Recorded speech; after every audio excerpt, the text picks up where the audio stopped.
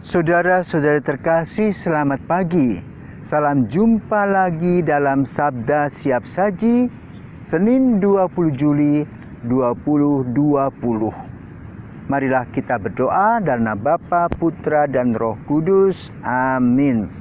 Bapa penuh kasih, selamat pagi. Pagi yang cerah ini membawa kami untuk tetap bersemangat baru.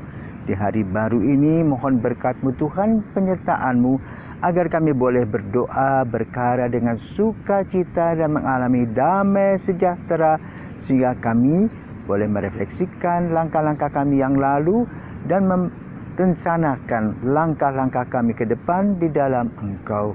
Maka berkatilah kami pada hari ini, demi Kristus Putra-Mu dan pengantara kami, kini dan sepanjang masa. Amin. Tuhan bersamamu dan bersama roh-Mu. Inilah Injil Yesus Kristus menurut Matius. Dimuliakanlah Tuhan.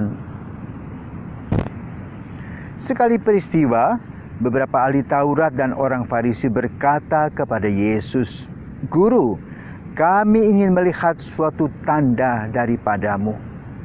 Jawab Yesus kepada mereka, "Angkatan yang jahat dan tidak setia ini menuntut suatu tanda. Tetapi kepada mereka tidak akan diberikan tanda selain tanda Nabi Yunus. Sebab seperti Yunus tinggal di dalam perut ikan 3 hari 3 malam, demikian pula Anak Manusia akan tinggal di dalam rahim bumi 3 hari 3 malam. Pada waktu penghakiman, orang-orang Niniwe akan bangkit bersama angkatan ini dan menghukumnya juga. Sebab orang-orang Niniwe bertobat setelah mendengar pemberitaan Yunus, dan sungguh yang ada di sini lebih daripada Yunus. Pada waktu penghakiman, Ratu dari Selatan akan bangkit bersama angkatan ini, dan ia akan menghukumnya juga. Sebab Ratu itu datang dari ujung bumi untuk mendengar hikmat Salomo, dan sungguh yang ada di sini lebih daripada Salomo." Demikianlah Injil Tuhan. Terpujilah Kristus. Saudara-saudaraku terkasih, Injil Matius pada hari ini mengingatkan kita akan peristiwa Yunus di Niniwe, dan itu menjadi sebuah cerita turun-temurun bagi umat Israel. Siapakah dia? Nabi Yunus adalah orang yang dikirim untuk mewartakan kabar gembira dan pertobatan kepada umat di Niniwe. Tapi dia ngomel, dia mengeluh, dan kemudian dia mendapat lagi pesan untuk tetap berangkat. Dalam hatinya tetap ngedumel. Maka dia kemudian masuk kapal untuk menyeberang ke Niniwe, dan kemudian kapal mau tenggelam, dan dialah yang harus keluar di sana. Dan selama 3 hari 3 malam ia berada di laut dan ditumpahkan oleh ikan paus ke daratan untuk mewartakan tentang Yahweh kepada umat yang belum mengenal Allah. Lalu apa yang terjadi? Ajaib, bahwa Niniwe bertobat, dan mereka bukanlah orang-orang Yahudi, bangsa yang terpilih. Nah, kali ini Yesus pun datang. Yesus adalah Putra Allah yang menjadi manusia. Mereka minta tanda.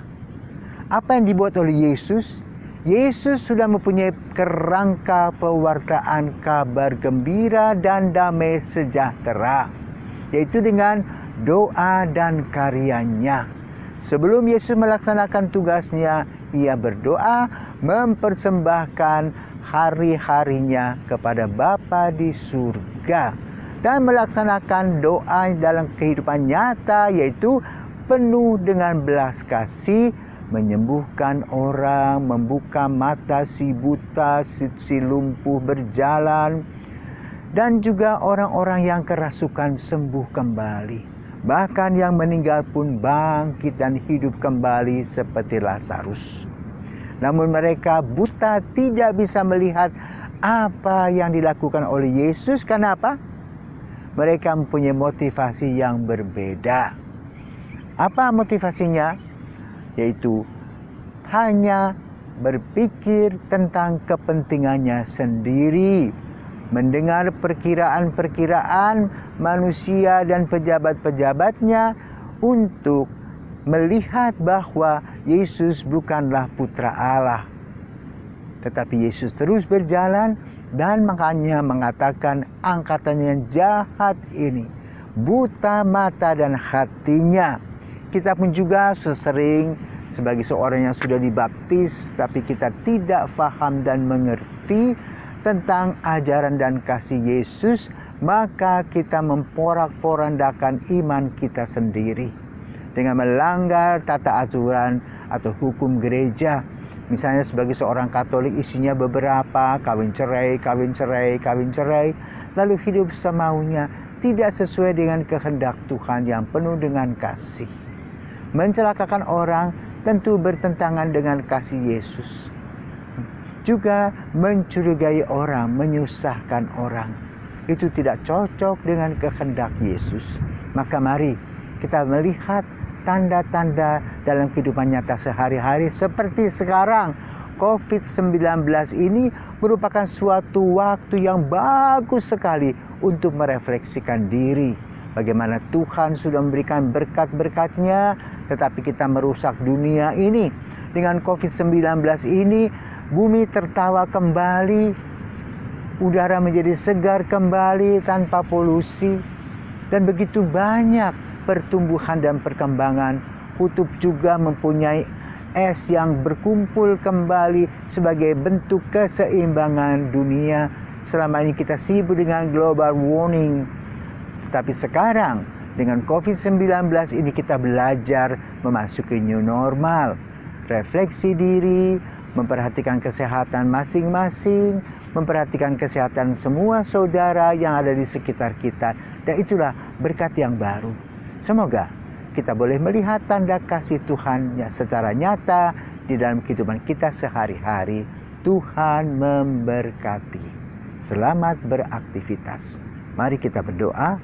Tuhan Yesus Kristus, kami mengucap syukur dan berterima kasih kepadamu untuk permenungan, saran, nasihat yang kami terima pada hari ini, agar kami meninggalkan ego kami dan membuka hati kepadamu, agar kami betul menjadi orang yang bertobat, orang yang sensitif mendengar dan menghayati firman-Mu.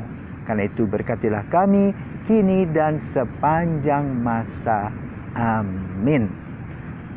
Selamat pagi.